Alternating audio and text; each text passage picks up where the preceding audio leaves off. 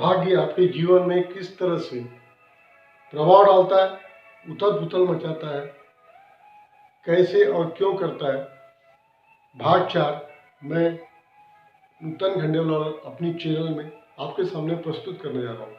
दोस्तों, जैसे मैंने पिछली श्रृंखला में मैंने आपको बताया कि वह अपनी पिछली करने के हिसाब से आपके जीवन में अच्छे ग्रह और बुरे ग्रह, अच्छे 9 ग्रह में से आधे ग्रह शुभ है, अच्छे है, जो चाह कर भी बुरा प्रभाव नहीं देते।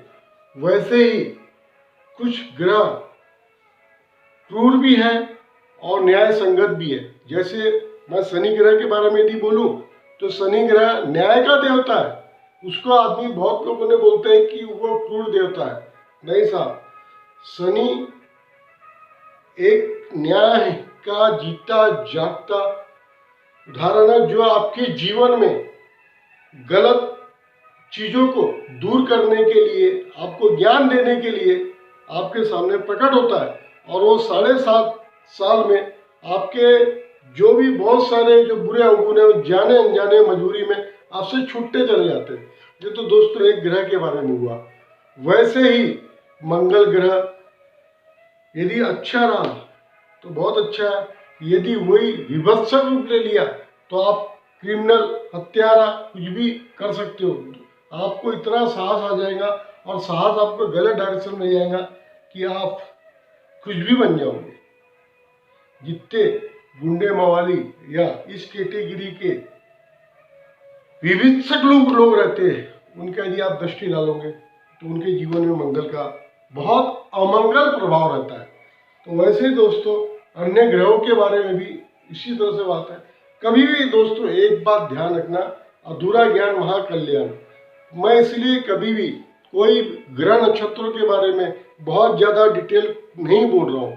कारण यह है कि थोड़ा सा आप सीख के कुछ और उसका गलत तरीके से विजुअलाइजेशन करके अपना जीवन या किसी को सलाह दे के कहीं ना कहीं गलत परिस्थिति आप बनाओगे और उसका जाने अनजाने में श्रेय मेरे तरफ भी हो जाएगा। नहीं दोस्तों, ये चीज बहुत श्रम करके बहुत मुश्किल से समझी जाती है और पूरा तो कोई हो ही नहीं सकता, क्योंकि ब्रह्मा का लिखा हुआ सिर्फ ब्रह्मा ही जान सकते हैं। उसमें से थोड़ा सा अंश समझ के इंसान बहुत कुछ फिर भी करने की कोशिश कर सकता है। ये तो संभव नहीं है।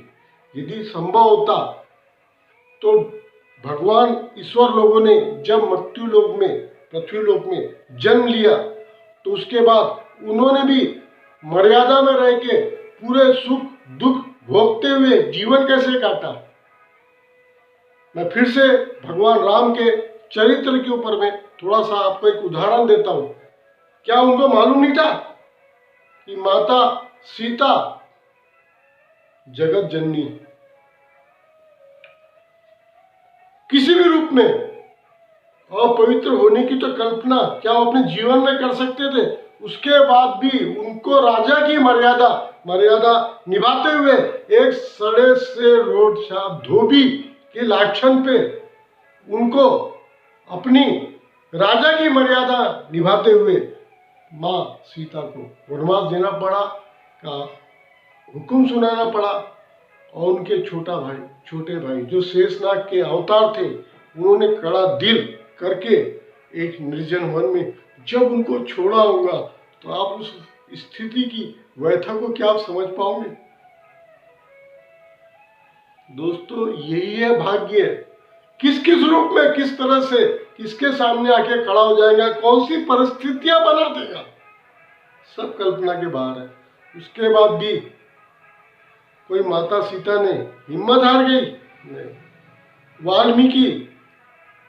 वाल्मीकि का जीवन, वो भी एक श्रृंखला में पूरी तरह से व्याख्या करने लायक है।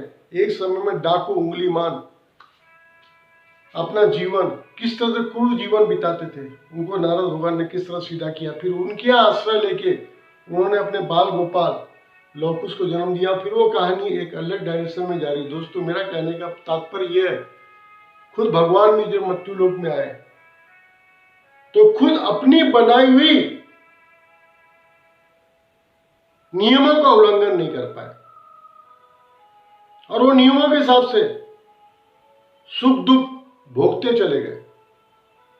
दोस्तों ये तो तय है, जब भगवान ही बचे तो आप और मैं क्या चीज है। तो उसके बाद फिर ये जो मैं श्रृंखला बता रहा हूं, तो इसका तात्पर्य क्या है?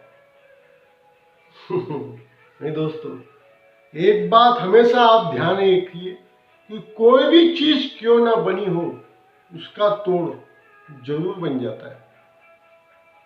ये संभव नहीं है, लेकिन वो तोड़ भी आपका भाग्य रहेगा तो आपके तक उसके तक पहुंचना आपको संभव हो पाएगा।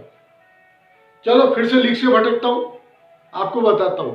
ये जाने अनजाने में आपके पाप पुण्य जो भी आपके पीछे पड़ गए, दोस्तों लिख से भटक रहा हूं, क्षणिक 2 लाइन आपके बीच में बोल रहा हूं। किसी टाइप के कोई भी चीज का सबसे पहला तोड़ है ईश्वर का सुमरन।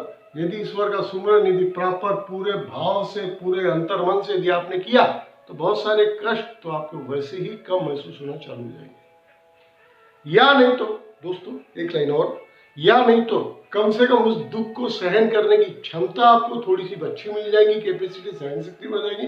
या नहीं तो दुख आएगा लेकिन उसमें प्रचंड रूप से नहीं आएगा, थोड़ा आवेश उसका कम रहेगा, इस लायक रहेगा कि आपको बहुत ज्यादा तकलीफ नहीं होगी, आप थोड़ा महसूस करोगे, आपको टच करते हुए सतह से आपके निकल जाएगा। दोस्तों बने रहे अगले मेरे इसी व्याख्यान पे। दोस्तों इस टॉपिक पे मैं घंटों नॉन स्टॉप बिगर देखे पढ़े बोल सकता हूँ। और दोस्तों आप मेरे साथ आनंद लीजिए, क्योंकि मेरे टॉपिक में, मेरे चैनल में सिर्फ 2 ही पार्ट है। पहले पेट पूजा करने के पूरे साधन बनाइए, जब तक वो ना बने तब तक ईश्वर के बारे में भी मत सोचिए, करिए कर्मकांडी पूजा कीजिए। लेकिन जिस दिन पेट का बनने का पूरा यथोचित साधन आपके सब हो जाए, तो साथ फिर बहुत मत दौड़िए, फिर सब छोड़िए, स्वार्थ की सब दुकानदारी सब बंद कीजिए और फिर परमार्थ की तरफ बढ़िए। थैंक यू दोस्तों, मेरे साथ बने रहे। आपका दोस्त Nutan Khandelwal. Thank you and thank you very much.